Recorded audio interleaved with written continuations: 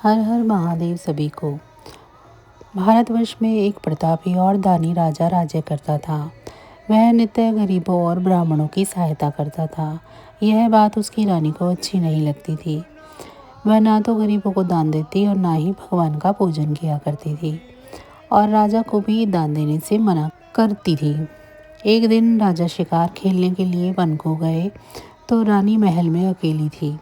उस समय बृहस्पति देव साधु का वेश बनाकर राजा के महल में भिक्षा के लिए गए और भिक्षा मांगी। रानी ने भिक्षा देने से इनकार कर दिया और कहा कि हे साधु महाराज, मैं तो दान पुण्य से तंग आ गई हूँ। मेरा पति सारा धन लुटाते रहते हैं। मेरी इच्छा है कि हमारा सारा धन नष्ट हो जाए, फिर ना रहेगा बांस और ना ही बजेगी बांसुरी। साधु ने कहा, देवी तुम तो बड़ी विचित्र हो।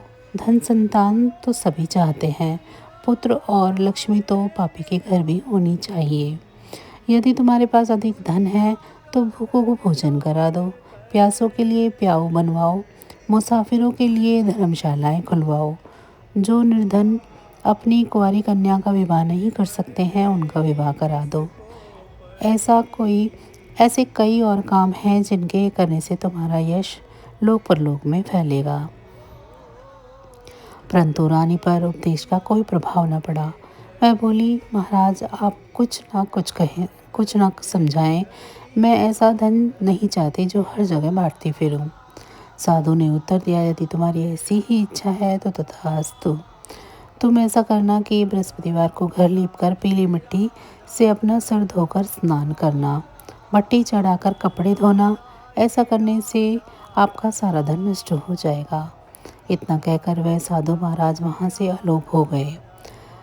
साधु के अनुसार कई बातों को पूरा करते हुए रानी को केवल 3 बृहस्पतिवार ही बीते थे कि उसकी समस्त धन संपत्ति नष्ट हो गई। भोजन के लिए राजा का परिवार तरसने लगा। तब एक दिन राजा ने रानी से बोला कि हे रानी, तुम यहीं रहो।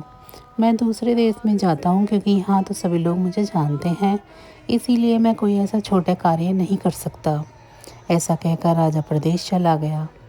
वहाँ एक जंगल से लकड़ी काट कर लाता और शहर में बेचता। इस तरह वह अपना जीवन व्यतीत करने लगा। इधर राजा के प्रदेश जाते ही रानी और दासी दुखी रहने लगे। एक बार जब रानी और दासी को 7 दिन तक भोजन के बिना रहना पड़ा तो रानी ने अपनी दासी से कहा, हे दासी, पास ही के नगर में मेरी बहन रहती है। वह बड़ी ही धनवान है, तो उसके पास जाकर कुछ ले आ ताकि थोड़ी बहुत गुजर बसर हो जाए। दासी रानी की बहन के पास गई। उस दिन गुरुवार था और रानी की बहन उस समय बृहस्पतिवार की व्रत कथा सुन रही थी। दासी ने रानी की बहन को अपने रानी का संदेश दिया, लेकिन रानी की बड़ी बहन ने कोई उत्तर नहीं दिया। जब दासी को रानी की बहन से कोई उत्तर नहीं मिला तो वह बहुत दुखी हुई और उसे क्रोध भी आया। दासी ने वापस जाकर अपनी रानी को सारी बातें बता दी। सुनकर रानी ने अपने भाग्य को कोसा। उधर रानी की बहन ने सोचा कि मेरी बहन की दासी आई थी, परंतु मैं उससे नहीं बोली। इस पर वह बहुत दुखी हुई होगी। कथा सुनकर और पूजन समाप्त करने पर वह अपनी बहन के घर आई और कहने लगी, हे बहन, मैं बृहस्पतिवार का व्रत कर रही थी। तुम्हारी दासी मेरे घर आई थी, परंतु जब तक कथा होती है तब तक ना तो उठते हैं और ना ही बोलते हैं, इसीलिए मैं नहीं बोली। कहो दासी क्यों आई थी? रानी बोली, बहन मैं तुमसे क्या छुपाऊं, हमारे घर में खाने तक को अनाज नहीं है। ऐसा कहते कहते रानी की आंखें भर आई। उसने दासी समेत पिछले 7 दिनों से भूखे रहने की भी बात अपनी बहन को विस्तारपूर्वक सुना दी।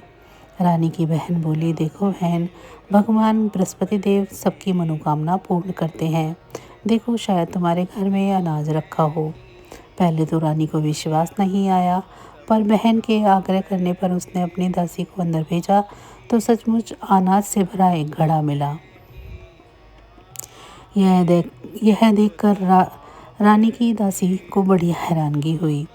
दासी रानी से कहने लगी कि हे रानी, जब हमको भोजन नहीं मिलता था तो हम व्रत नहीं करते थे, इसीलिए क्यों न इनसे व्रत और कथा की पूरी विधि पूछ ली जाए ताकि हम भी व्रत कर सकें। तब रानी ने अपनी बहन से बृहस्पतिवार व्रत की कथा के बारे में पूछा। तब बहन ने बताया, बृहस्पतिवार के दिन व्रत में चने की दाल और मुनक्का से भगवान विष्णु का केले की जड़ में पूजन करें तथा दीप जलाएं। व्रत कथा सुने और पीला भोजन ही करें, इससे बृहस्पति देव प्रसन्न होते हैं। व्रत और पूजन विधि बताकर रानी की बहन अपने घर लौट आई। 7 दिन के बाद जब गुरुवार आया तो रानी और दासी ने व्रत रखा। गुड़साल में जाकर चना और गुड़ लेकर आई, फिर उससे केले की जड़ तथा भगवान विष्णु का पूजन किया। अब पीला भोजन कहाँ से आए, इस बात को लेकर दोनों बहुत दुखी थे। चूँकि उन्होंने व्रत रखा था, इसीलिए बृहस्पति देव उनसे प्रसन्न थे। इसीलिए वे एक साधारण व्यक्ति का रूप धारण कर 2 थाली में सुंदर पीला भोजन दासी को दे गए। भोजन पाकर दासी प्रसन्न हुई और फिर रानी के साथ मिलकर भोजन ग्रहण किया। उसके बाद वे सभी गुरुवार को व्रत करने तथा पूजन करने लगी। बृहस्पति भगवान की कृपा से उनके पास फिर से धन संपत्ति आ गई, परंतु रानी फिर से पहले की तरह आलस्य करने लगी। तब दासी बोली, देखो रानी, तुम पहले भी इस प्रकार आलस्य किया करती थी, तभी धन रखने में कष्ट होता था। इस कारण सभी धन नष्ट हो गया, और अब जब भगवान बृहस्पति की कृपा से धन मिला है तो तुम्हें फिर से आलस्य होता है। रानी को समझाते हुए दासी कहती है कि बड़ी मुसीबतों के बाद हमने यह धन पाया है, इसीलिए हमें दान पुण्य करना चाहिए, भूखे मनुष्यों को भोजन कराना चाहिए और धन को शुभ कार्यों में खर्च करना चाहिए, जिससे तुम्हारे कुल का यश बढ़ेगा, स्वर्ग की प्राप्ति होगी और पितृ प्रसन्न होंगे। दासी की बात मानकर रानी अपना धन शुभ कार्यों में खर्च करने लगी, जिससे पूरे नगर में उसका यश फैलने लगा। बृहस्पतिवार व्रत कथा के बाद श्रद्धा के साथ आरती की जानी चाहिए। इसके बाद प्रसाद बांटकर उसे ग्रहण करना चाहिए। एक दिन राजा दुखी होकर जंगल में एक पेड़ के नीचे आसन जमाकर बैठ गया। वह अपनी दशा को याद करके व्याकुल होने लगा। बृहस्पतिवार का दिन था। एकाएक उसने देखा कि निर्जन वन में एक साधु प्रकट हुए। वह साधु वेश में स्वयं बृहस्पति देवता थे। लकड़हारे के सामने आकर बोले कि हे लकड़हारे, इस सुनसान जंगल में तो चिंता मग्न क्यों बैठा है। लकड़हारे ने दोनों हाथ जोड़कर प्रणाम किया और उत्तर दिया, महात्मा जी, आप सब कुछ जानते हैं, मैं क्या कहूँ। यह कहकर रोने लगा और साधु को अपनी आत्मकथा सुनाई। महात्मा जी ने कहा, तुम्हारी स्त्री ने बृहस्पति के दिन बृहस्पति भगवान का निरादर किया है, जिसके कारण रुष्ट होकर उन्होंने तुम्हारी यह दशा कर दी है। अब तुम चिंता को दूर करके मेरे कहने पर चलो तो तुम्हारे सभी कष्ट दूर हो जाएंगे और भगवान पहले से भी अधिक संपत्ति देंगे। तुम बृहस्पति के दिन कथा किया करो। 2 पैसे के चने मुनक्का लाकर उसका प्रसाद बनाओ और शुद्ध जल से लोटे में शक्कर मिलाकर अमृत तैयार करो। कथा के पश्चात अपने सारे परिवार और सुनने वाले प्रेमियों में अमृत व प्रसाद बांटकर आप भी ग्रहण करो। ऐसा करने से भगवान तुम्हारी सभी मनोकामनाएं पूरी करेंगे। साधु के ऐसे वचन सुनकर लकड़हारा बोला कि हे प्रभु, मुझे लकड़ी बेचकर इतना पैसा नहीं मिलता जिससे भोजन के उपरांत कुछ बचा सकूं। मैंने रात्रि में अपनी स्त्री को व्याकुल देखा है। मेरे पास कुछ भी नहीं जिससे मैं उसकी खबर मंगा सकूं। साधु ने कहा, हे लकड़हारे, तुम किसी बात की चिंता मत करो। बृहस्पति के दिन तुम रोजाना की तरह लकड़ियाँ लेकर शहर को जाओ। तुमको रोज से दोगुना धन प्राप्त होगा, जिससे तुम भली भांति भोजन कर लोगे तथा बृहस्पति देव की पूजा का सामान भी आ जाएगा। इतना कहकर साधु अंदर ध्यान हो गए। धीरे धीरे समय व्यतीत होने लगा। फिर वही बृहस्पति का दिन आया। लकड़हारा जंगल से लकड़ी काटकर किसी शहर में बेचने गया। उसे उस दिन और दिन से अधिक पैसा मिला। राजा ने चना गुड़ आदि ला कर गुरुवार का व्रत किया। उसी दिन से उसके सभी कलेश दूर हुए। परंतु जब दोबारा गुरुवार का दिन आया तो बृहस्पतिवार का व्रत करना भूल गया। इस कारण बृहस्पति भगवान नाराज हो गए उस दिन उस नगर में राजा ने विशाल यज्ञ का आयोजन किया था तथा शहर में यह घोषणा कर दी गई थी कि कोई भी मनुष्य अपने घर में भोजन ना बनवावे, न आग जलवावे। समस्त जनता मेरे यहाँ भोजन पर आए। इस आज्ञा को जो नहीं मानेगा उसे फांसी की सजा दी जाएगी। इस तरह की घोषणा संपूर्ण नगर में करवा दी गई। राजा की आज्ञा के अनुसार शहर के सभी लोग भोजन करने आए, लेकिन लकड़हारा कुछ देर से पहुंचा, इसीलिए राजा उसको अपने साथ घर ले गए और ले जाकर भोजन करा रहे थे तो रानी की दृष्टि उस खूंटी पर पड़ी जिस पर उसका हार लटका हुआ था। वह वहां पर दिखाई नहीं दिया। रानी ने आश्चर्य किया कि मेरा हार इस मनुष्य ने चुरा लिया है। उसी समय सिपाहियों को बुलाकर उसको कारागार में डलवा दिया।